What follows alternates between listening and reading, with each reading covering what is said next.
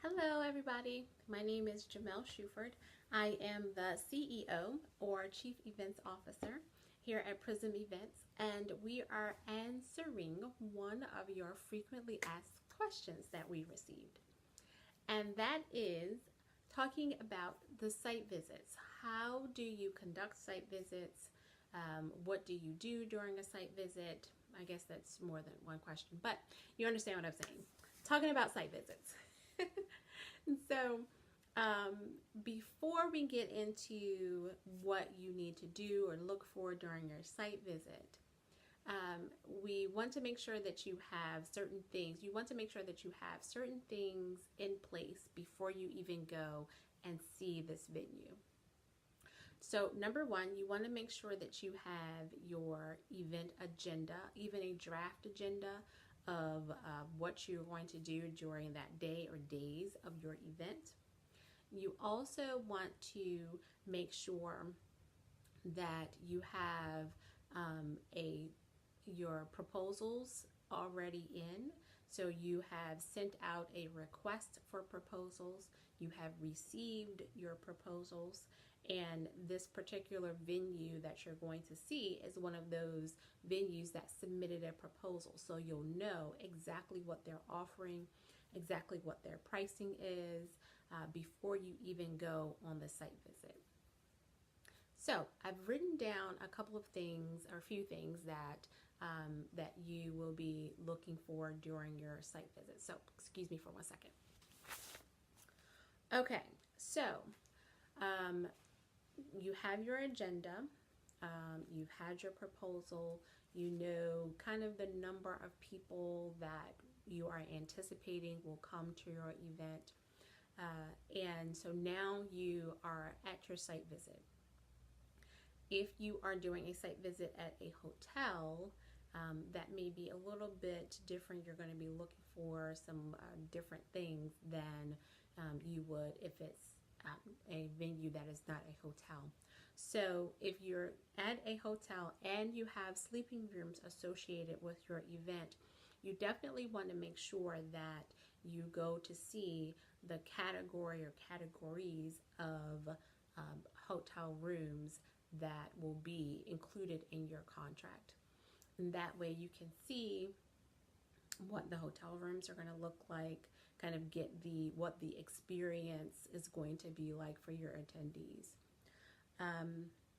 Another thing that you want to do with the room categories is make sure that they have ADA compliant hotel rooms as well. So in case one or more of your attendees are need a handicap accessible room, then that hotel will be able to accommodate them. You're going to be looking for at all of the meeting space, and even if you don't need a big old ballroom for your event, go look at the ballrooms anyway. Go see how they are divided, how many people can each of those ballrooms hold, or divisions of the ballroom can hold.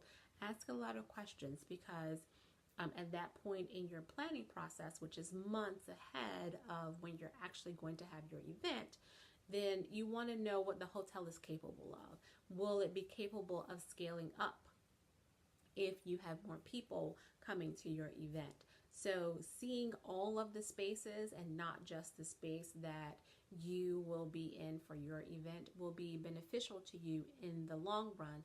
If you have to scale up, hopefully you will. So if you have to scale up, you need to know kind of what those spaces look like. You're also going to look to see if it's easy to get to those spaces. Some hotels, their conference spaces or their meeting spaces are like down in the basement, and then you have to go around the corner and then kind of go up some stairs, and it can be quite confusing. So see where you're going to have your particular event, and how would your attendee get from their room down to your event space, and see what kind of signage you may need for to make sure that people get to the right place. Let's see. Also, Also, you will want to ask if there are going to be any other groups that are there while you are having your event, and see what size the group is going to be, exactly where they're going to be spending their time, and make sure that it is not close to where you're going to be spending your time for the event, especially if you are having a multi-day event, and there's another group that's having a multi-day event.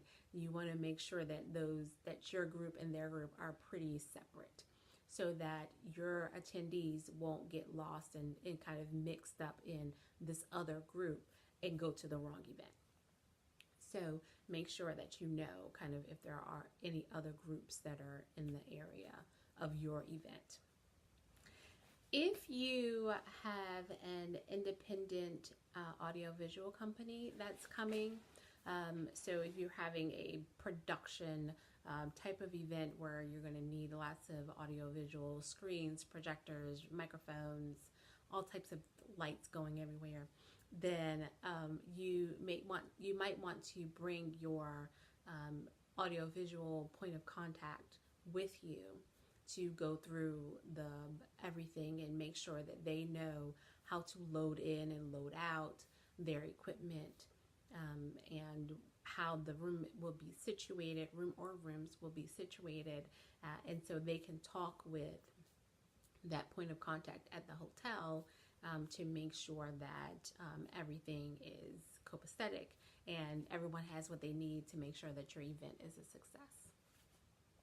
Let's see. So also talk with the banquet manager while you're there. Let them know what your price point is, what types of meals you would want, and what types of price points you would want to stay within, and make sure that includes gratuity and taxes. So in not it's going to be $20 plus, which means plus tax, plus gratuity. We want the price that's going to be all inclusive. And that's good for your budget. So you'll know kind of where you stand as far as budget is concerned with this particular venue. While you are approaching this venue, look to see if it is close to public transportation, how the parking is, if there is a separate entrance to go to the conference area of this particular place, or how would your attendees get from the parking lot or the lobby to the conference space or the event space where you're having your event. And again, look for ways to make it easier for them and see if you're going to need some more signage. That will also add to your budget. So that's very important.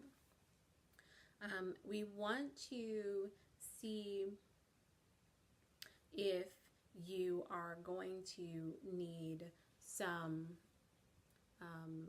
if you're going to need any other tables, any other chairs, any other registration type of items, how your room is going to be set up, if it makes sense for your event, or how it's going to be set up, and how you will want your registration site to be set up. All of those things should be included, but if it's not, it's good to talk through it while you're there and talk through your agenda while you're there, so that if there are extra things that come up, then you'll know about it before you leave. So that's just a very short list of things that you should be looking for when you're going through and performing your site visit for your event. Now, when you should have your site visit kind of depends on the scale of your event. So if you are having a larger multi-day event, the further out or that you have your site visit, then the better, because it gives you more planning time to make sure that you get the right venue, and you have the right things in place, and you have that visual in your mind of how the event is going to be, so that you can start planning your event in the months after you have your site visit. If you're having a smaller event, then you may be able to get away with having a site visit, a couple months in advance even. So again, if you guys have any questions about planning your event, about the logistics of your events, then please feel free to contact us and we are answering your frequently asked questions. Have a great day, guys. Bye.